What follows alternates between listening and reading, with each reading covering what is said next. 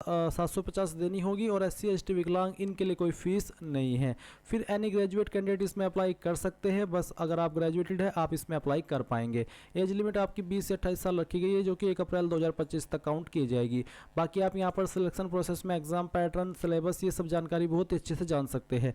सभी information check करने के बाद अगर आप इसमें एलिजिबल है और आपका इंटरेस्ट है और आपने अभी तक अप्लाई नहीं किया, तो आप इंपॉर्टेंट लिंक के सेक्शन में आएंगे और अप्लाइंग ऑनलाइन लिंक ओपन करेंगे। अब गाइज आपके सामने यहाँ पर ये वेबसाइट आ जाएगी जहाँ से आपको अप्लाई करना है। अगर आप फॉर्म को मोबाइल से भर रहे हैं तो आपको इस वेबसाइट को लैंडस्केप मोड में चलाना होगा, यानी कि ऐसे ओपन करना होगा जैसे कि आप मोबाइल में कोई गेम खेलते हैं या वीडियो देखते हैं, उसी को लैंडस्केप मोड कहा जाता है। और तभी ये वेबसाइट मोबाइल के अंदर ओपन हो पाएगी। तो जैसे ही ओपन हो जाए तो आप यहाँ पर click here for new registration, इसके ऊपर क्लिक करेंगे। चाहे आपने SBI कलर का कोई भी फॉर्म भरा हो, आपको यहाँ पर न्यू रजिस्ट्रेशन ही करना है। अब आप यहाँ पर बेसिक इन्फॉर्मेशन देखेंगे तो सबसे पहले जो भी आपका फर्स्ट नेम है वो आप यहाँ पर डालेंगे। फर्स्ट नेम को दोबारा डाल करके वेरीफाई करेंगे। अपना मिडिल नेम डालेंगे, नहीं है तो खाली छोड़ देंगे। एंड देन जो आपका लास्ट नेम है वो लास्ट नेम आप यहाँ पर फिल करेंगे, उसको दोबारा डाल करके आप वेरीफाई कर देंगे। फिर आप आपका मोबाइल नंबर डालेंगे 10 डिजिट का और नंबर को दोबारा डाल करके वेरीफाई कर देंगे। इसके बाद अल्टरनेटिव नंबर के अंदर अगर आप कोई अन्य फ़ोन नंबर देना चाहते हैं या फिर लैंडलाइन नंबर देना चाहते हैं तो आप अल्टरनेटिव नंबर के सेक्शन के अंदर दे सकते हैं। और अगर आपका कोई नंबर नहीं है तो आप चाहे तो इस ऑप्शन को खाली छोड़ सकते हैं। अब आपको ईमेल आईडी में आपकी ईमेल में @ से पहले जो कुछ भी आता है वो यहाँ पर टाइप करना है और डोमेन नेम्स के ऊपर क्लिक करके सिलेक्ट करना है कि आपकी ईमेल इनमें से किस डोमेन पर है, जैसे कि hotmail, .in.com, live.com या फिर gmail.com। तो मेरी gmail.com है, मैं यहाँ से gmail.com सेलेक्ट कर लेता हूँ। अब आपको यहाँ पर कंफर्म ईमेल आईडी के अंदर अपनी कंप्लीट ईमेल आईडी एंटर कर देनी है, कोई डोमेन नेम सेलेक्ट करने की आवश्यकता नहीं है। फिर आप ये सिक्योरिटी कोड डालेंगे और जो भी इन्फॉर्मेशन आपने यहाँ पर भरी है उनको डबल चेक कर लेंगे, क्योंकि आप इस इन्फॉर्मेशन को बाद में एडिट नहीं कर पाएंगे। तो पूरी तरीके से सियोर हो जाने के बाद आप सेव एंड नेक्स्ट इसके ऊपर क्लिक करेंगे। अब गाइज आप यहाँ पर देखेंगे आपकी डिस्प्ले के ऊपर कि आपका रजिस्ट्रेशन सक्सेसफुल हो चुका है और आपको रजिस्ट्रेशन नंबर एंड पासवर्ड की जानकारी आपकी डिस्प्ले के ऊपर भी दिखाई देगी।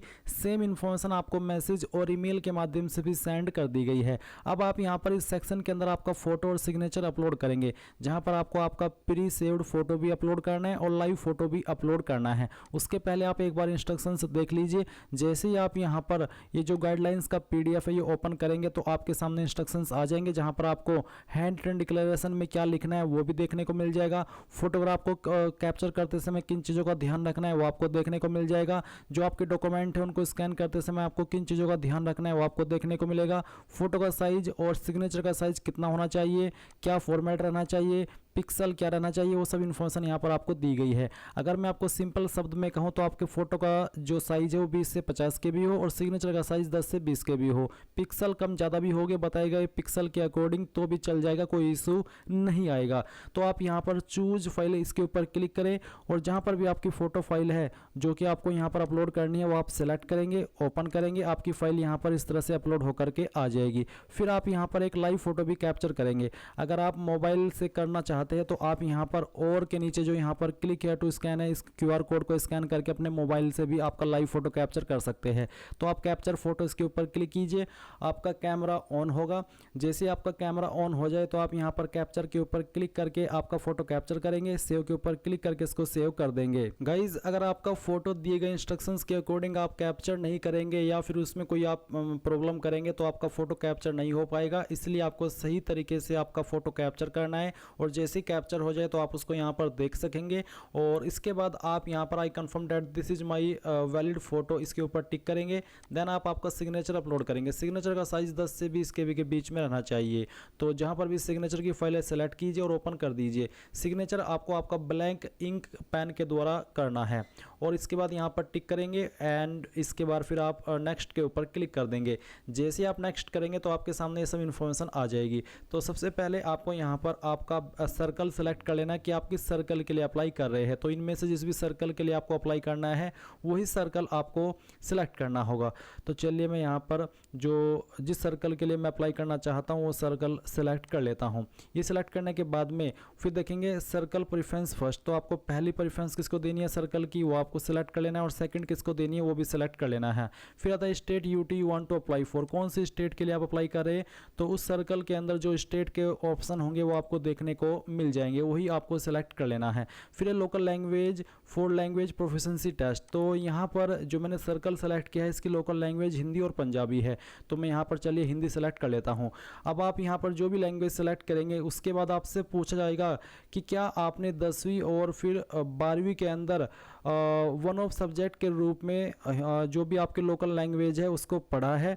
अगर हाँ तो आप यस करेंगे, अगर नहीं तो आप नो करेंगे। तो बेसिकली ये एक कंडीशन ही है इसमें अप्लाई करने की कि जिस भी स्टेट के अंदर आप अप्लाई कर रहे हैं उस स्टेट की जो लोकल लैंग्वेज है वो आपको 10वीं के अंदर या फिर 12वीं के अंदर आपने पढ़ा हो वन ऑफ सब्जेक्ट के रूप में, तभी आप फुल्ली एलिजिबल हो पाएंगे। अब आती है caste category, general, EWS, OBC, SC, ST, जो भी है वो आप सिलेक्ट कर लीजिए। मैं वैसे तो ओबीसी में आता हूँ बट मैं एससी से इस फॉर्म को भर रहा हूँ ताकि मुझे कोई फीस पे ना करनी पड़े और मैं आपको फॉर्म फिल करने का पूरा प्रोसेस दिखा पाऊँ। जो भी आप यहाँ पर आपकी कास्ट सिलेक्ट कर लेंगे तो फिर आप सब कास्ट में जो भी आपकी कास्ट है वो एंटर कर देंगे। उसके बाद नीचे आएंगे, देखेंगे I confirm that I am in possession will produce AWS certificate. अगर आप AWS कैंडिडेट है तो आपको यहाँ पर इसके ऊपर टिक करना होगा। फिर यहाँ पर गाइज एक सवाल है कि are you trained apprentice of SBI, क्या आप SBI के एक ट्रेंड अप्रेंटिस है? अगर हाँ तो यस, नहीं तो आप नो करेंगे। फिर एक और सवाल है कि क्या आप विकलांग है और आपकी विकलांगता 40% या उससे ज़्यादा है? अगर है तो यस, नहीं तो आपको नो करना है। इसके बाद आप यहाँ पर देखेंगे कि आपके सामने बाकी के जो सवाल है ये डीएक्टिवेट है, क्योंकि ये उन्हीं के सामने एक्टिवेट होंगे जो कि विकलांग है और विकलांग वाले ऑप्शन में यस करते हैं। आपको यहाँ पर नीचे आना है और एक सवाल देखेंगे आप जो कि है are you a person with a specified disability covered under the definition of section 2S। Basically ये भी विकलांगता से जुड़ा हुआ ही सवाल है जहाँ पर ये पूछा जाता है कि आप इस एक्ट के अकॉर्डिंग क्या लिखने में असमर्थ है और आपको उसके लिए स्क्राइब चाहिए। अगर हाँ तो यस, नहीं तो आप नो करेंगे। उसके बाद नीचे की तरफ आकर के आपको आपका रिलीजन बताना है, जो भी आपका रिलीजन है वो आप यहाँ पर सिलेक्ट कर लेंगे। फिर आपको पूछेगी कि आप रिलीजियस माइनॉरिटी कम्युनिटी यानी कि अल्पसंख्यक समुदाय से बिलोंग करते हैं। अगर हाँ तो यस, नहीं तो आप नो करेंगे। नेशनलिटी आपकी इंडियन रहेगी। फिर एक और सवाल है कि are you seeking relaxation under widow divorced women judicially separated from their husband and who are not remarried. Basically है कि क्या आप ऐसी वुमेन हैं जो यहाँ पर मेंशन की गई है और आपने दोबारा शादी नहीं की है, तो आप यहाँ पर उसकी छूट ले सकते हैं। अगर हाँ तो यस, नहीं तो आप नो करेंगे। क्या आप एक्स सर्विसमैन है? अगर हाँ तो यस, नहीं तो यहाँ पर भी आपको नो करना होगा। फिर क्या आप एक डिसेबल्ड एक्स सर्विसमैन है यानी कि DIS एक्सेस है? अगर हाँ तो यस, नहीं तो आपको नो करना है। उसके बाद नीचे की तरफ एक और सवाल है कि are you dependent of serviceman killed in action. अगर आप ऐसे कैंडिडेट है तो आप यहाँ पर यस करेंगे, नहीं तो यहाँ पर भी आपको नो कर देना है। इसके बाद सवाल है कि are you already working in SBI in the clerical cadre. क्या आप क्लरिकल कार्डरे के अंदर SBI में ऑलरेडी काम कर रहे हैं? अगर हाँ तो यस, नहीं तो आपको नो करना होगा। फिर पूछा कि हैव यू अर्नर